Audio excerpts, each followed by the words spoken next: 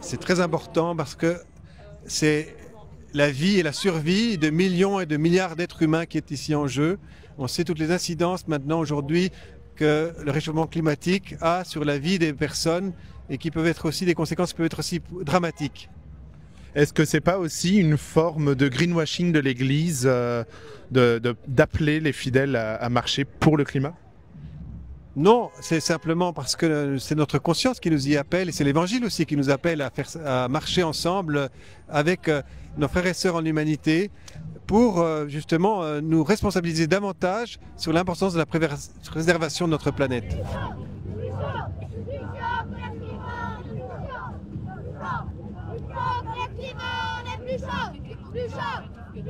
La marche est d'ailleurs située dans un temps précis. Elle veut encourager et interpeller la COP qui se tient pour l'instant.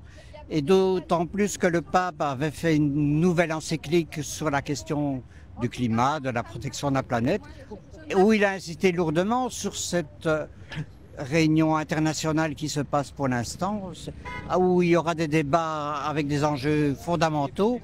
Et voilà pourquoi je crois plus que d'habitude, mais déjà les chrétiens étaient interpellés par ces questions-là. Mais cette fois-ci, on fait un peu une démarche plus collective et plus signifiante. Nous sortons d'un temps de prière que nous avons vécu, puis on va rejoindre tous les marcheurs. Et je crois que voilà, on ne vient pas ici pour un effet de mode. On vient parce que les enjeux sont tellement visibles encore ces derniers temps qu'il est temps d'interpeller, mais aussi de soutenir les politiques, les marcheurs de ce jour que nous allons rejoindre maintenant. C'est un sujet que l'Église prend vraiment au sérieux? Oui, on prend vraiment au sérieux l'écologie intégrale. Le pape François, il a publié un nouveau texte, Laudate Deum, qui est centré sur le climat et sur la notion fondamentale des changements climatiques, la nécessité d'intervenir, la nécessité de réguler. Et c'est pour ça que nous participons à cette marche de Bruxelles avec pas mal d'associations catholiques. C'est facile aujourd'hui, c'est compréhensible aujourd'hui que l'Église prenne position publiquement avec toutes ces associations pour la défense du climat? Oui, c'est vraiment important que l'Église soit présente aussi comme groupe constitué, parce que nous avons, tant du côté francophone que du côté flamand, des groupes centrés sur l'écologie intégrale. En Flandre, on a Eco-Kerk, et du côté de la Wallonie et Fédération Wallonie-Bruxelles, on a les pastorales de l'écologie dans chaque diocèse. Donc on est ici tous ensemble. Alors c'est une première que les évêques en fait invitent les chrétiens à participer à la marche, et donc nous on était on va dire le comité un peu organisateur de la participation de l'Église à la marche pour le climat, et donc ça fait quelques semaines qu'on travaille dessus et qu'on a tout fait pour amener un maximum de chrétiens ici à la marche. Oui, là on est content parce que l'église dans laquelle on s'est retrouvé avant la marche, elle était remplie, et on se demandait si les gens allaient répondre à l'appel. Alors on n'est pas des milliers, mais on est au moins plus d'une centaine, et donc c'est ce qu'on attendait. Et donc voilà, on est là pour représenter l'église, on est un nombre suffisant pour pouvoir montrer que l'église s'engage sur la question.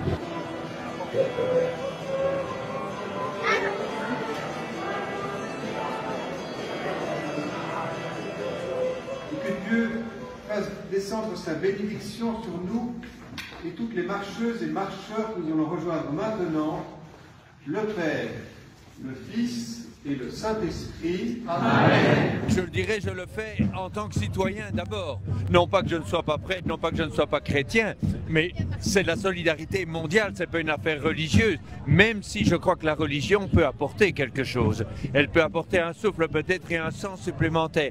N'empêche que quelles que soient les manifestations, qu'elles soient religieuses ou pas, ce genre d'objectif me paraît absolument prioritaire. Il y a urgence.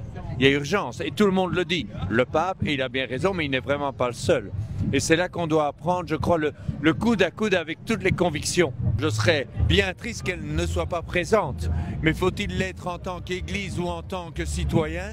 Je dirais un peu des deux. Mais je crois que nous devons de plus en plus être ce que Jésus appelait le levain dans la pâte. Être là au milieu des gens, simplement parce que nous sommes avec les gens.